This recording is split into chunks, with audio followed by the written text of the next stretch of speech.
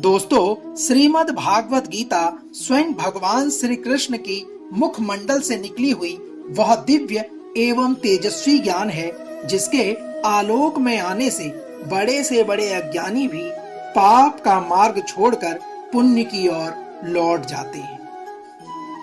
दोस्तों, महाभारत के युद्ध शुरू होने से पूर्व जब अर्जुन बहुत ही ज्यादा विचलित हो गए, तब भगवान श्री कृष्ण ने उन्हें मोहग्रस्त स्थिति से दूर करने के लिए और सारे विश्व के कल्याण के लिए श्रीमद् भागवत गीता का ज्ञान दिया, जिससे अर्जुन को दिव्य ज्ञान और तृतीय नेत्र खुलने की स्थिति का पता चला, जिसके बाद वह युद्ध में शामिल हुए।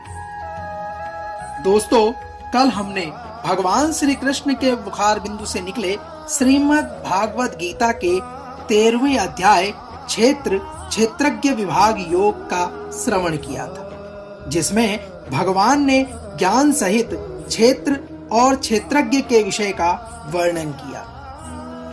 उसी संस्करण को आगे बढ़ाते हुए आज हम श्रीमद् भागवत गीता के 14वें अध्याय गुण त्रय विभाग योग को प्रारंभ कर रहे हैं। दोस्तों, सारे देहधारी जीव भौतिक प्रकृति के 3 गुणों के अधीन हैं। ये 3 गुण हैं सतोगुण, रजोगुण तथा तमोगुण।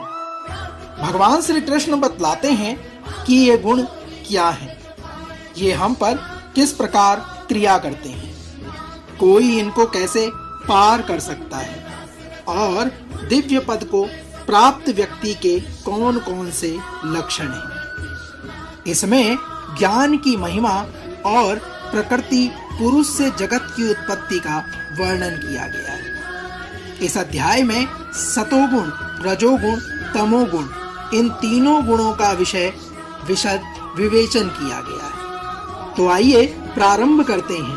भगवान श्री कृष्ण के मुखार बिंदु से निकली और अर्जुन को कुरुक्षेत्र के मैदान में श्रीमद् भागवत गीता के 18 अध्यायों में से 14वें अध्याय गुण त्रय विभाग योग को।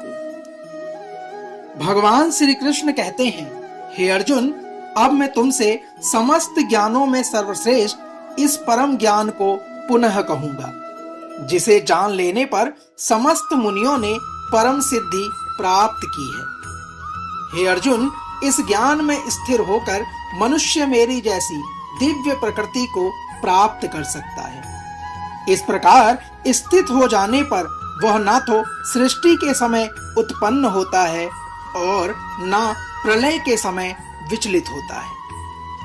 हे भरतपुत्र, ब्रह्म नामक समय भौतिक वस्तु जन्म का स्रोत है और मैं इसी ब्रह्म को गर्भस्थ करता हूँ, जिससे समस्त जीवों का जन्म संभव होता है।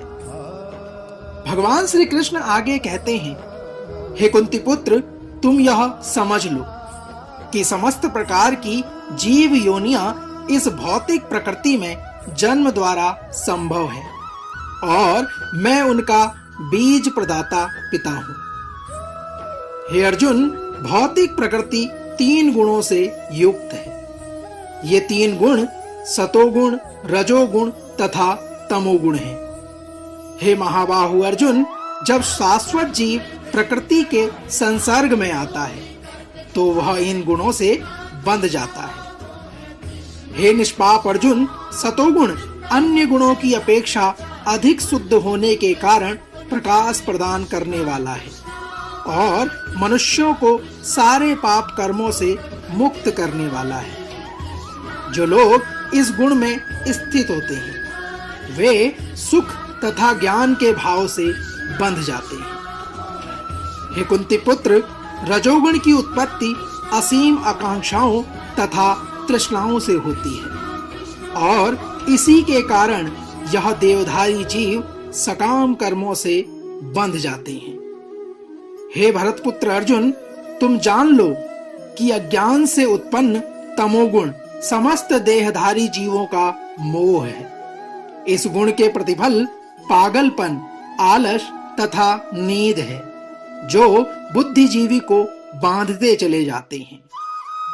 भगवान श्री कृष्ण आगे कहते हैं, हे कुंती पुत्र, सतोगुण मनुष्य को सुख से बांधता है, वहीं रजोगुण सकाम कर्म से बांधता है, और तमोगुण मनुष्य के ज्ञान को ढककर उसे पागलपन से बांध देता है। श्री कृष्ण कहते हैं, हे भरतपुत्र, कभी कभी सतोगुण रजोगुण तथा तमोगुण को परास्त करके प्रधान बन जाता है, तो कभी रजोगुण सतोगुण तथा तमोगुण को परास्त कर देता है, और कभी ऐसा होता है कि तमोगुण सतोगुण तथा रजोगुण को परास्त कर देता है।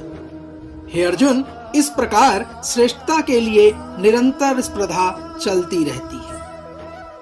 हे अर्जुन, सतोगुण की अभिव्यक्ति को तभी अनुभव किया जा सकता है जब शरीर के सारे द्वार ज्ञान के प्रकाश से प्रकाशित होते हैं। हे भरतवंशियों में प्रमुख, जब रजोगुण में वृद्धि हो जाती है तो अत्यधिक आसक्ति, सकाम कर्म, गहन उद्यम तथा अनियंत्रित इच्छा एवं लालसा के लक्षण प्रकट होते हैं। जब तमोगुण में वृद्धि हो जाती है तो हे कुरुपुत्र, अंधेरा, जड़ता, प्रमता तथा मोह का प्राकट्य होता है।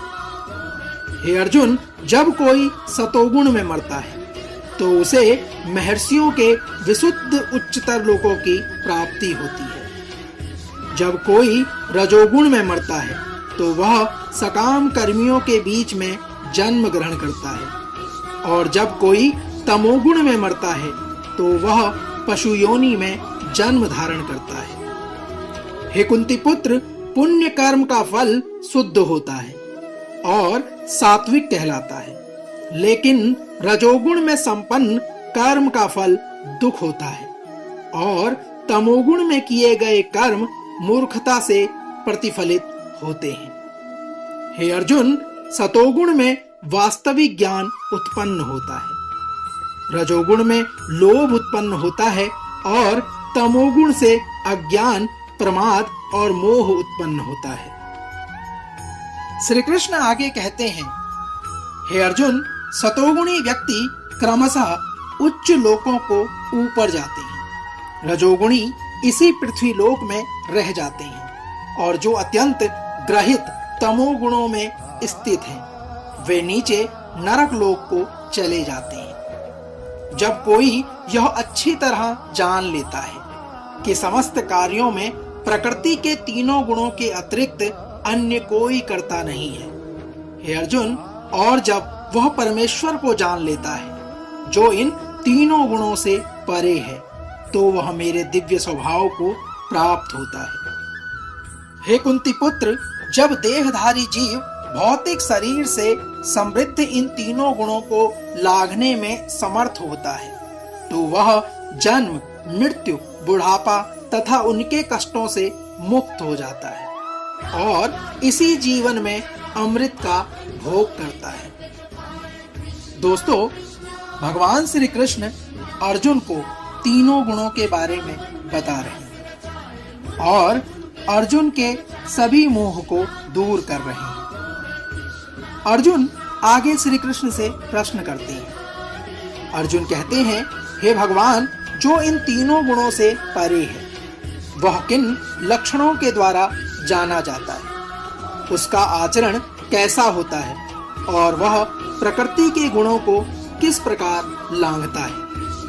भगवान श्री कृष्ण कहते हैं, हे पांडुपुत्र, जो प्रकाश आसक्ति तथा मोह के उपस्थित होने पर ना तो उससे घृणा करता है और न लुप्त हो जाने पर उसकी इच्छा करता है, जो भौतिक गुणों की इन समस्त प्रतिक्रियाओं से निश्चल तथा अविचलित रहता है और यह जानकर कि केवल गुण ही क्रियाशील हैं, उदासीन तथा दिव्य बना रहता है, जो अपने आप में स्थित है और सुख तथा दुख को एक समान समझता है, जो मिट्टी के ढेले, पत्थर एवं स्वर्ण के टुकड़े को समान दृष्टि से देखता है और जो अनुकूल तथा प्रतिकूल के प्रति समान बना रहता है। हे अर्जुन, जो धीर है और प्रशंसा तथा बुराई, मान तथा अपमान में समान भाव से रहता है, जो शत्रु तथा मित्र के साथ समान व्यवहार करता है और जिसने सारे भौतिक कार्यों का परित्याग कर दिया है, ऐसे व्यक्ति को प्रकृति के गुणों से अतीत कहते हैं। श्री कृष्ण कहते हैं, हे अर्जुन, जो समस्त परिस्थितियों में अविचलित भाव से पूर्ण भक्ति में प्रवृत्त होता है, वह तुरंत ही प्रकृति के गुणों को लांघ जाता है और इस प्रकार ब्रह्म के स्तर तक वह पहुंच जाता है। हे अर्जुन, मैं ही उस निराकार ब्रह्म का आश्रय हूं, जो अमर्त्य, अविनाशी तथा शाश्वत है और चरम सुख का स्वाभाविक पद है। दोस्तों, तो यह था श्रीमद् भागवत गीता के 14वें अध्याय गुण त्रय विभाग योग का सार। हम आशा करते हैं कि आज का यह अंक आपको अवश्य पसंद आया है। भगवान श्री कृष्ण के मुखार बिंदु से निकली अमृतवाणी के 15वें अध्याय को लेकर कल एक बार पुनः हम आपके बीच में उपस्थित हों। तब तक जय श्री कृष्ण, राधे राधे।